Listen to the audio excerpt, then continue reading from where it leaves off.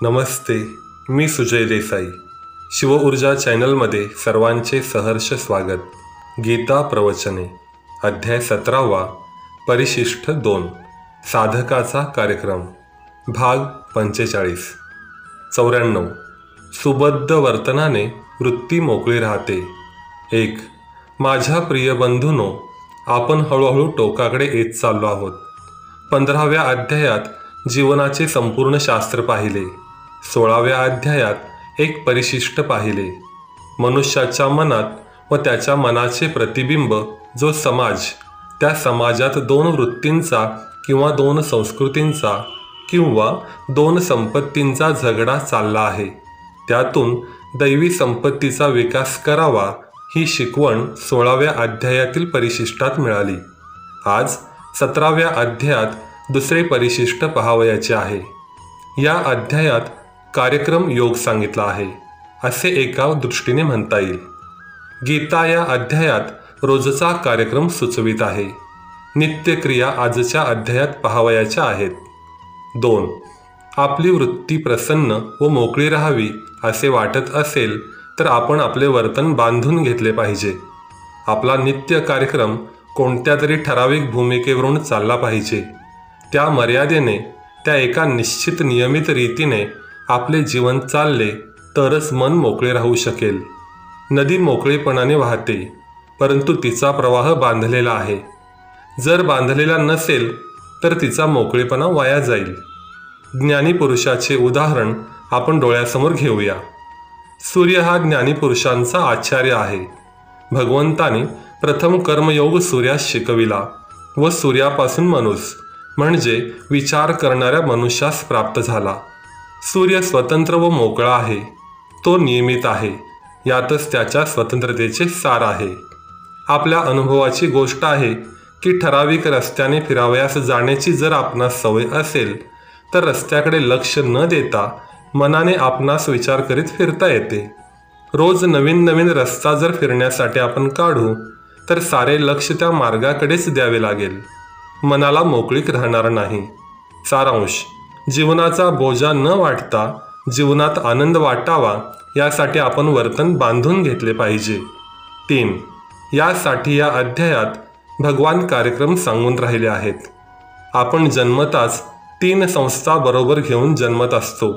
या 3 संस्थांचे कार्य मनुष्याने उत्तम रीतीने चालवून संसार सुखमय करावा यासाठी गीता कार्यक्रम सांगत आहे. कोणत्या या 3 संस्था? आपल्या भोवती गुंडाळलेले हे शरीर ही एक संस्था. आपल्या आसपास पसरलेले हे विशाल ब्रह्मांड ही अपार सृष्टी जिचा आपण एक अंश आहोत ती दुसरी संस्था. आणि ज्या समाजात आपण जन्मलो तो समाज, आपल्या जन्माची वाट पाहत असलेले ते आईबाप, बहीण भाऊ, आसपासचे शेजारी पाजारी ही तिसरी संस्था. या 3ही संस्था आपण रोज वापरतो, झिजवतो. गीतेची अशी इच्छा आहे की या संस्थांची आपल्यासाठी जी झीज होते ती भरून काढण्यासाठी आपण सतत प्रयत्न करावा व जीवन सफल करावे. अहंकार दूर ठेवून या संस्था संबंधीचे हे जन्मप्राप्त कर्तव्य आपण केले पाहिजे. हे कर्तव्य करावयाचे खरे, पण त्याची योजना कोणती? यज्ञ, दान व तप या तिन्ही मिळून ही योजना होते. हे शब्द आपल्या परिचयाचे असले तर त्यातील अर्थ आपणास नीट समजत नसतो.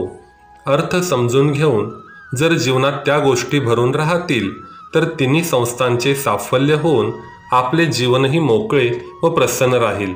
95. त्यासाठी त्रिविध क्रियायोग. 4. हा अर्थ समजून घेण्यासाठी प्रथम यज्ञ म्हणजे काय ते पाहू. सृष्टी संस्था आपण रोज वापरतो. 100 माणसे एके ठिकाणी राहिली तर दुसऱ्या दिवशी तेथील सृष्टी बिघडलेली दिसते. तेथील हवा आपण बिघडवितो, जागा गलिच्छ करतो, अन्न खातो व सृष्टीही झिजवितो. सृष्टी संस्थेची ही झीज भरून काढली पाहिजे. यासाठी यज्ञ संस्था निर्माण झाली. यज्ञाचा उद्देश काय? सृष्टीची जी झीज होते ती भरून काढणे म्हणजे यज्ञ. आज हजारो वर्ष आपण जमिनीची मशागत करीत आहोत. भूमीचा कस कमी होत आहे. आपण तिला झिजवीत आहोत. यज्ञ म्हणतो, पृथ्वीचा कस परत दे, जमीन नांगर, सूर्याची उष्णता तिच्यात साठू दे, खत घाल. झीज भरून काढणे हा यज्ञातील एक हेतू. दुसरा हेतू म्हणजे वापरलेल्या वस्तूंचे शुद्धीकरण करणे. आपण विहीर वापरतो, आजूबाजूस घाण होते, पाणी साचते. विहिरीजवळची ही जी सृष्टी बिघडली ती शुद्ध करावयाची, तेथील पाणी काढून लावावयाचे, चिखल दूर करावयाचा. झीज भरून काढणे, शुद्धी करणे या गोष्टीबरोबरच प्रत्यक्ष काही निर्माण करावयाचे. ही तिसरी गोष्टही यज्ञात आहे. कापड वापरले, रोज पुन्हा सूत कातून ते निर्मावयाचे. कापूस पिकविणे, धान्य निर्माण करणे, सूत कातणे ही यज्ञक्रियाच. यज्ञात जे निर्माण करावयाचे ते स्वार्थासाठी नव्हे. आपण जी झीज केली ती भरून काढण्याची कर्तव्य भावना तेथे असली पाहिजे. हा परोपकार नाही. आपण आधीच ऋणी आहोत. जन्मताच ऋण डोक्यावर घेऊन आपण आलो. हे ऋण फेडण्यासाठी जी निर्मिती करावयाची तो यज्ञ म्हणजे सेवा आहे, परोपकार नव्हे. त्या सेवेने ऋण फेडावयाचे आहे. पदोपदी सृष्टीसंस्था आपण वापरतो, तिची झीज भरून काढण्यासाठी, तिची शुद्धी करण्यासाठी व नवीन उत्पन्न करण्यासाठी यज्ञ करावयाचा. 5. दुसरी संस्था म्हणजे मनुष्य समाज. आई बाप, गुरु, मित्र हे आपल्यासाठी मेहनत करीत असतात. हे समाजाचे ऋण फेडण्यासाठी दान सांगितले आहे. समाजाचे ऋण फेडण्यासाठी केलेला प्रयोग म्हणजे दान. दान म्हणजे परोपकार नव्हे. समाजापासून मी अपार सेवा घेतलेली आहे. मी या जगात असहाय्य व दुबळा होतो. या समाजाने मला लहानाचे मोठे केले. यासाठी मी समाजाची सेवा करावयाची. दुसऱ्याचे काही न घेता केलेली सेवा म्हणजे परोपकार. परंतु येथे समाजापासून आधीच भरपूर घेतलेले आहे. समाजाच्या या ऋणातून मुक्त होण्यासाठी जी सेवा करावयाची ती सेवा म्हणजे दान. मनुष्य समाजाला पुढे जाण्यासाठी मदत करणे म्हणजे दान. सृष्टीची झीज भरून काढण्यासाठी केलेली मेहनत म्हणजे यज्ञ. समाजाचे ऋण फेडण्यासाठी शरीराने, द्रव्याने वा अन्न साधनाने केलेली मदत ते दान होय. 6. याशिवाय तिसरी एक संस्था आहे, ती म्हणजे शरीर. शरीराचीही दिवसेंदिवस झीज होत असते. आपण मन, बुद्धी, इंद्रिये या सर्वांना वापरतो, झिजवितो. या शरीररूपी संस्थेत जे विकार, जे दोष उत्पन्न होतील त्यांच्या शुद्धीसाठी तप सांगितले. 7. अशा तऱ्हेने सृष्टी, समाज व शरीर या तिन्ही संस्थांचे काम उत्कृष्ट चालेल असे वागणे हे आपले कर्तव्य आहे. आपण योग्य व अयोग्य अनेक संस्था निर्माण करतो, परंतु या 3 संस्था आपण निर्मिल्या नाहीत. त्या स्वभावताच आपणास मिळाल्या आहेत. या संस्था कृत्रिम नाहीत. अशा या 3 संस्थांची यज्ञ, दान व तप या साधनाने झीज भरून काढणे हा माझा स्वभावप्राप्त धर्म आहे. या रीतीने आपण वागू लागू तर आपली असेल नसेल ती शक्ती येथे लागेल. इतर गोष्टी करण्यास अवांतर शक्ती शिल्लकच राहणार नाही. सृष्टी, समाज व हे शरीर या तिन्ही संस्था सुंदर राहण्यासाठी आपली सारी शक्ती खर्च करावी लागेल.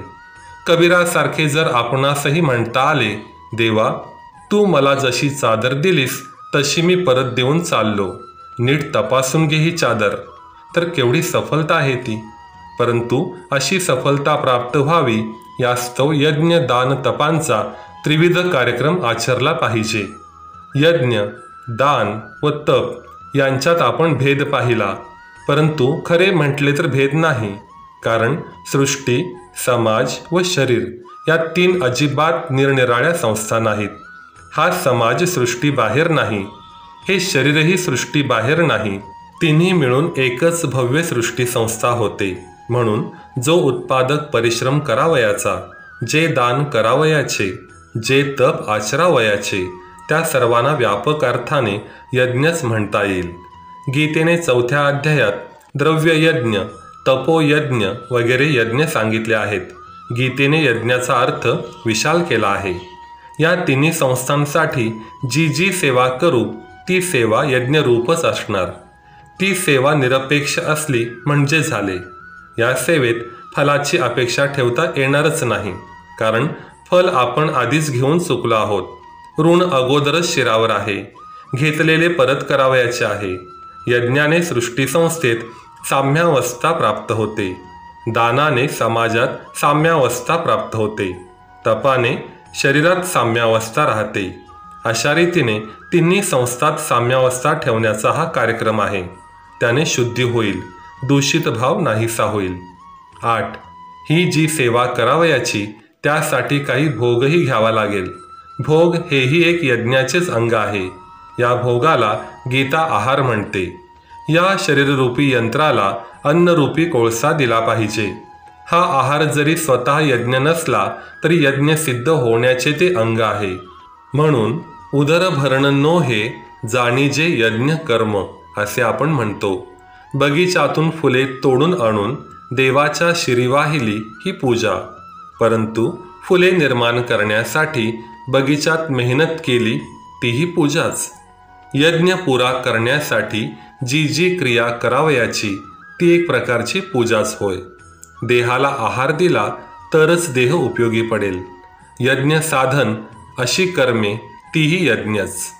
गीता या कर्मांना तदर्थीय कर्म यज्ञार्थ कर्म असे म्हणते. हे शरीर सेवेसाठी सदा उभे राहावे म्हणून या शरीराला मी जी आहुती देईन ती आहुती यज्ञरूप आहे. सेवार्थ केलेला आहार पवित्र आहे. 9. या सर्व गोष्टींच्या मुळाशी पुन्हा श्रद्धा हवी. सर्व सेवा परमेश्वरार्पण करावयाची हा भाव हवा. ही फार महत्त्वाची गोष्ट आहे. ईश्वरार्पण बुद्धीशिवाय सेवामयता येऊ शकत नाही. ईश्वरार्पणता ही प्रधान वस्तू विसरून चालणार नाही. 96. साधनेचे सात्विकीकरण. 10. परंतु आपल्या क्रिया ईश्वराला केव्हा अर्पण करता येतील? त्या सात्विक होतील तेव्हा. आपली सर्व कर्मे जेव्हा सात्विक होतील तेव्हाच ती देवास अर्पण करता येतील. यज्ञ, दान, तप सर्व सात्विक पाहिजेत. क्रिया सात्विक कशा करावयाच्या याचे तत्व 14व्या अध्यायात आपण पाहिले. या अध्यायात गीता त्या तत्वाचा विनियोग सांगून राहिली आहे. 11.